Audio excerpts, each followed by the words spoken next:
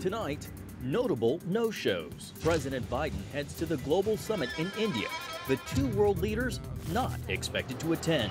Plus, finding closure. God chooses his strongest warriors, and my son was one of those. Hawaiians bury their dead in the wake of the devastating Maui wildfires. And terror rising. We are facing something like 200 alerts every day. New warnings over an increase in violence in Israel. All this and more tonight on Faith Nation.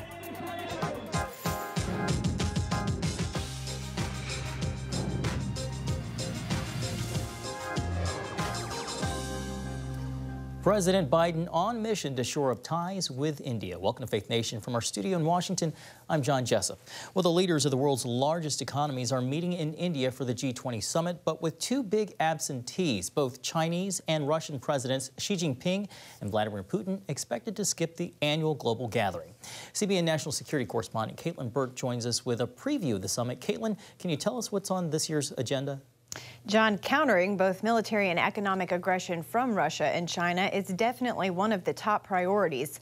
But leaders will also address climate change, the economy, and delivering for developing countries.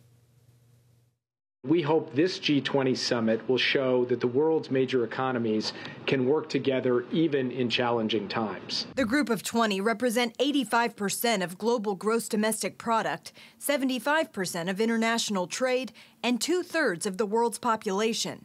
At this year's summit, President Biden is hoping to make a case that the U.S. can be a better partner for developing countries than China, something National Security Advisor Jake Sullivan spoke to during an off-camera briefing earlier this month. Given both the scale of the need and, frankly, the scale of the PRC's coercive and unsustainable lending through the Belt and Road Initiative, we need to ensure that there are high-standard, high-leverage solutions to the challenges countries are facing. Highlighting the needs of countries in Africa, the so-called Global South, is one of the top priorities of India, this year's G20 host. Prime Minister Narendra Modi vows not to let the war in Ukraine overshadow proposed reforms to boost funding for developing nations. President Biden, who hosted Modi for a state dinner in June, met with the Prime Minister Friday shortly after his arrival. The two countries are working to strengthen ties, even as the relationship between Beijing and New Delhi deteriorates. Some of China's biggest provocations have come right around the time that they have major summits with India. The latest provocation, the release of a controversial map claiming several Indian territories as part of China. While in India this weekend, President Biden is promising up to $200 billion of support for developing countries. That money going towards new development funds for climate change, food security, public health, and other infrastructure needs. The new initiative is aimed at reducing poverty and addressing long-standing global challenges, but it also provides an alternative for those looking to stop borrowing from China. John? All right, CBN National Security Correspondent Caitlin Burke. Thank you so much, Caitlin. Well, Brad Bowman is Senior Director of the Center on Military and Political Power at Foundation for Defense of Democracy, and he joins us now. So, Brad, in your opinion, how much does it affect these G20 meetings now with both China and Russia no longer showing up? You know, in some ways, those two leaders are getting more attention by not going than they would if they were attending. But I think what we're seeing is just the latest development in a longstanding trend where you see China and Russia more aligned than they've been since the 1950s. And they're united by their opposition to the U.S. and many of our allies. And, you know, Putin's a bit busy these days implementing the largest invasion in Europe since World War II. He's a little nervous about traveling because of the International Criminal Court arrest warrant from last March. And instead, he's going to be huddling with North Korean autocratic leader Kim Jong-un.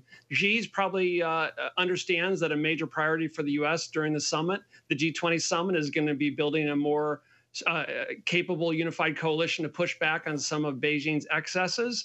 And he's also got his own economic problems at home. So both those authoritarian leaders are quite busy for a variety of reasons. We were just seeing footage of Narendra Modi and Biden back in June at the summit here in Washington. And as Caitlin just reported, Biden is meeting with Prime Minister Modi at his residence in India. What does that say about the importance of this visit? And why do you think Biden is courting India so strongly? You know, it's a great question. In my view, the United States and India are united by common interests, some shared democratic principles. And, you know, as Caitlin highlighted, growing concern for China's increasingly aggressive behavior. You know, Beijing is interested in throwing its weight around, getting a lot of its neighbors kind of kowtow. And there's been, the more powerful China becomes, the more aggressive it behaves, whether that's in the seas and skies around Taiwan or on China's contested border with India. The United States and India are interested in a free, open, and inclusive Indo-Pacific where we can fly and sail where international law permits. And so those two worldviews, if you will, are clashing. And if you look at the joint statement released today by the two countries, it was a pretty impressive array of agreements from defense to technology to supply chains, energy, health, and more. So this relationship between the U.S. and India is strong, and it's getting stronger. You know, yesterday we just aired a story about the authoritarian regime or authoritarian tactics in India, and I would be remiss if I didn't ask you your opinion about the world's largest democracy, India, also now basically pursuing Christians or non-Hindus. How does that play out when you're talking about the strengthened alliance between the United States and India?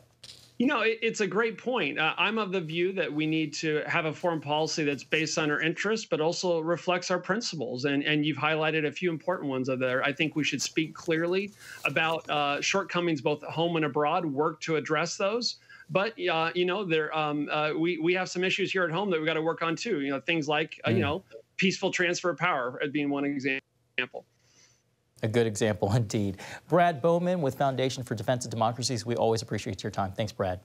Thank you. Well, the season's first Category 5 hurricane is charging through the warm Atlantic waters, threatening the East Coast. Lee has weakened slightly to a Category 4 storm and not expected to make landfall, but it still poses danger in the form of swells through early next week. CBN Washington correspondent Hillary Powell is tracking the latest. Hillary, I know that you've talked with some weather experts. What are they telling you? John, experts from the National Hurricane Center say it's way too early to know the impacts, if any, Lee might have along the U.S. East Coast, Bermuda, and even parts of Canada. But we do know the storm is already producing sustained winds of 155 miles per hour. Because of the storm's uncertain trajectory, East Coast families should really be checking their local weather alerts at least once a day for updates on where this storm might go. Now, you can take a look at this new video from the U.S. Air Force's 53rd Weather Reconnaissance Squadron showing the wall of Hurricane Lee as of yesterday. Dangerous beach conditions are expected around the western Atlantic through early next week, and also an alarming warning from the National Hurricane Center predicting waves of up to 90 feet. Swells generated by the storm are expected to reach parts of the Caribbean through this weekend, and some of those swells can cause life-threatening surf and rip current conditions. The beaches are going to be tough to go to be in the water for the coming next week and maybe even beyond for a couple of days. We'll see how long it takes for the wave action to kind of decrease. But we saw what happened in the last system. We had a couple of fatalities in New Jersey. You got to take this seriously. It's a great reminder that we're almost right here at the peak of hurricane season. You want to have your hurricane plan in place. You want to have all those supplies. Know if you live in a hurricane evacuation zone. It's just a good practice to be in.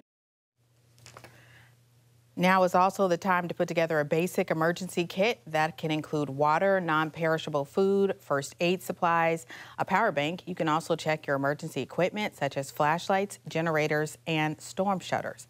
The National Hurricane Center experts say they are confident the core of this hurricane is going to miss Puerto Rico, the Virgin Islands, and the Bahamas.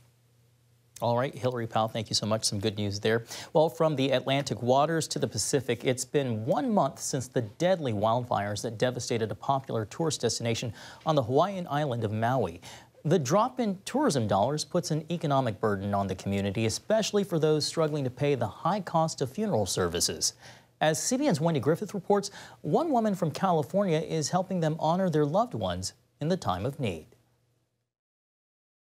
He was like just Mr. Aloha. Like, he had a heart of gold, and like anybody that would meet him on the street anywhere would just make friends with him. Like, everybody loved him. 28-year-old Po'o Astoris Lozano died in the August fires that swept through Lahaina. He leaves behind 2 sons, his mother Leona and sister Jaina, who are still trying to come to terms with their loss. The fire, I guess, broke out really bad. So we tried calling him, and he never picked up. It went straight to voicemail, and We couldn't reach anybody. We don't know if he was alone, and how he went is just what breaks my heart. He was super loving, kind, humble. He always saw the good, never the bad. For 2 weeks they waited before learning that a DNA sample from Leona matched Po'o's remains. The feeling that we felt, like, I can't even explain, but it was like heartbreaking. Due to surgery in July, Leona isn't working, and the average funeral service here runs about $8,000, an insurmountable amount for most families in the islands. It costs money to live in paradise and to exit paradise, so you gotta pay. Then Leona met Vanessa Rosso, a Californian who came to Maui to help families pay for funerals with money collected from her local church and a GoFundMe page. And God just opened doors. I know how to fundraise, and I know how to connect people. I would like to connect this lady with the funds necessary to provide this relief for her for providing funeral expenses. So I set that up. I just felt that was God's calling for me to come here. Before Vanessa arrived, Leona had collected half of what she needed to give her son a proper celebration of life that's important in Hawaiian culture and bring her family closure. When somebody passes, we celebrate them to remember them. I refuse to let my son get cremated and just forgotten. We want to celebrate the life that he had and any memories with the family and friends. So it's going to cost. From the money Vanessa raised, she provided the remaining $4,000 for a special service complete with a minister and flowers, so Po'o could be remembered by his many friends and family. Po'o's sister says her brother knew the Lord and likes to think he died trying to help others escape. I know in my heart that if he heard somebody yelling or screaming, he would have went and helped them. But he loved God. He truly did. God chooses his strongest warriors, and my son was one of those biggest heart of gold person you would ever meet. And just as the rainbows here in Hawaii declare God's faithfulness, Jesus will be close to the brokenhearted, heal their wounds, and in time, bring beauty from the ashes. Wendy Griffith, CBN News, Maui.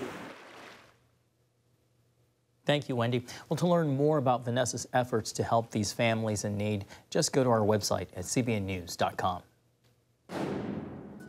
Well, the newest jobless claim numbers are out today, what they signal for the economy coming up.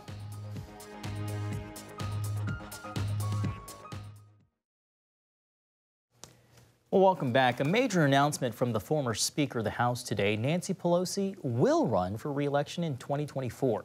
At age 83, Pelosi will seek another term in Congress as Democrats work to win back the majority in the House. The California Democrat has represented San Francisco for more than 30 years. Republicans currently control the House by a slim 10-seat margin.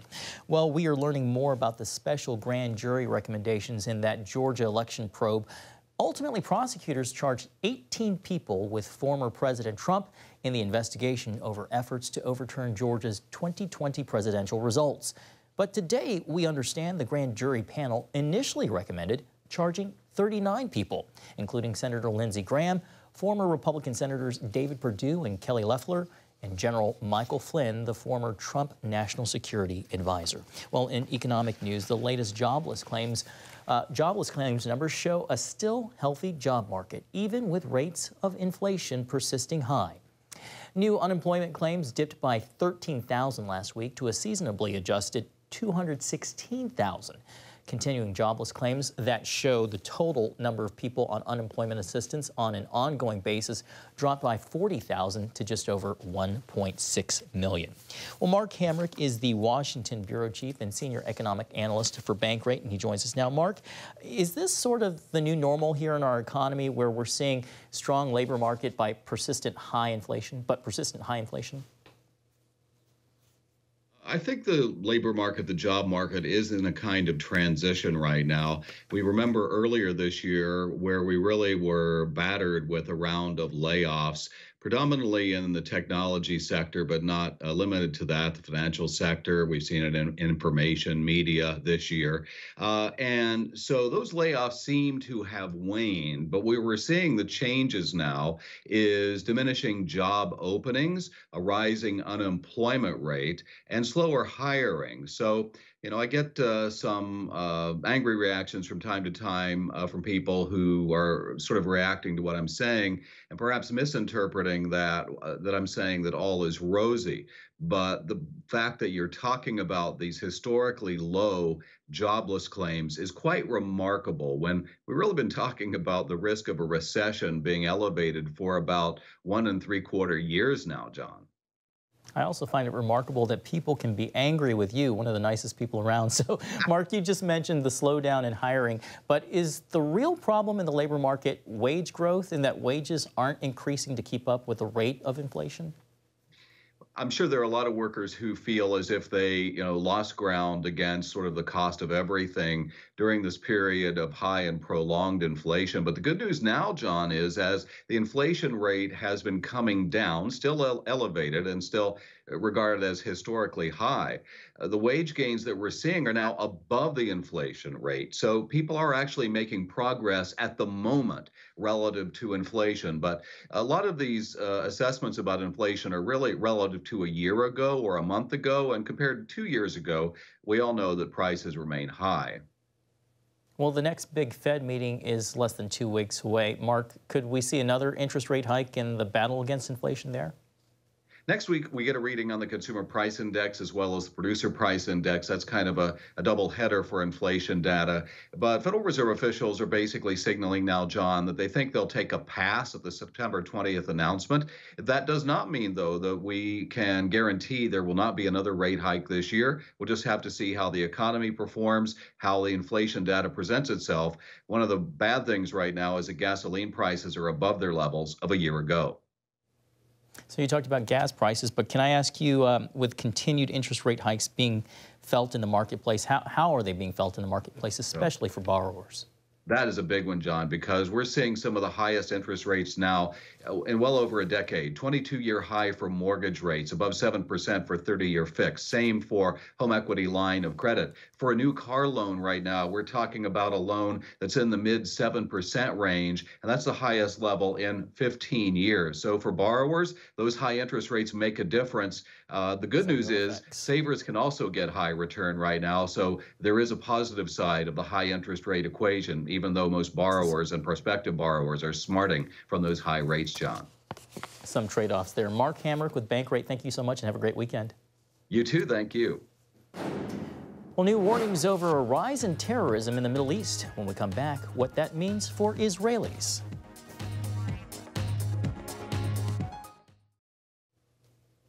Renewed warnings in Israel tonight, where security officials are predicting ongoing terrorist attacks will increase, and citizens caught in the middle understandably want more support and protection. CBN Middle East correspondent Julie Stahl brings us the story from Jerusalem. This year, terrorists have already murdered 34 Israelis. Most of these attacks have taken place in the West Bank, which is biblical Judea and Samaria. We are facing something like around 200 alerts every day for terrorism, the intelligence radar. We have witnessed over 200 trials of terror acts. And of course, the rate of fatalities is the highest in the last few years. Reserve Major General Israel Ziv says those carrying out these attacks are mainly young people in their 20s. He adds, while they may not be part of organized terror groups like Hamas and Islamic Jihad, those groups are smuggling weapons, ammunition, and money into Palestinian areas. This equipment finds itself to the hands of those youngsters, and by the internet, they find all the instructions how to carry terror attack on vehicles or on the settlements or all kinds of options that they have. And it's up to their decision, to take the act. Ziv says this often makes it harder for Israel to track planned attacks. Adding to this chaos is the growing weakness of the governing Palestinian Authority. We see that they are more busy within themselves. Most of them are corrupted. They are dealing with personal businesses and personal issues, and they are not running cities and the situation in the streets. While Israel mounted a major military offensive in July, Jewish community leaders in Judea and Samaria are calling on their government to take tougher action. There's a relationship here as if each terror attack is a one-time event. They're relating to terror like there's an attack and then another attack and then another. It's simply not right. We have a full war here. What we have is a real threat. And we came here to say to our government that we demand to go to war. We want to win this war. We demand that the government of Israel takes action against these terrorists, like the U.S. and Britain would take action against terrorists that are firing rockets and shooting at women and children that travel on the roads. Many attacks are happening along Route 60, known as the Way of the Biblical Patriarchs, traveled by Abraham, Isaac, and Jacob. Many of the Jewish settlements, which much of the world considers illegal, are established there today. We're building on the land that's ours. We aren't confiscating land. We're building in places that we bought or that belong to the country. We're doing it according to the law. Council leader Shlomo Ne'eman questions how foreign governments can try to stop Jews from building houses in biblical Judea.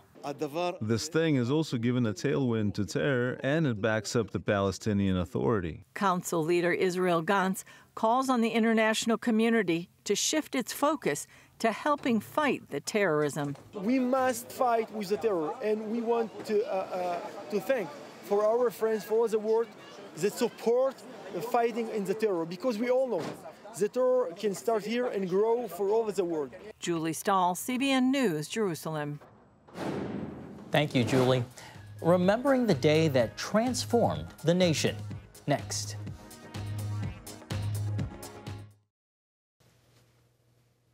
Finally tonight, nearly 22 years after the worst terror attack on American soil, Pentagon officials remember the pain and patriotism of September 11th. The Army Band Brass Quintet and Air Force singing sergeants began the ceremony with a national anthem. Admiral Christopher Grady delivered a message of hope and honor. I ask you to remember this day, the pain it brought, but also the unity that it fostered, the determination that it sparked, and the courageous service over self-interest which it spurred. Monday marks the 22nd anniversary of the attacks, and united we do stand. Thanks so much for watching, and have a great weekend.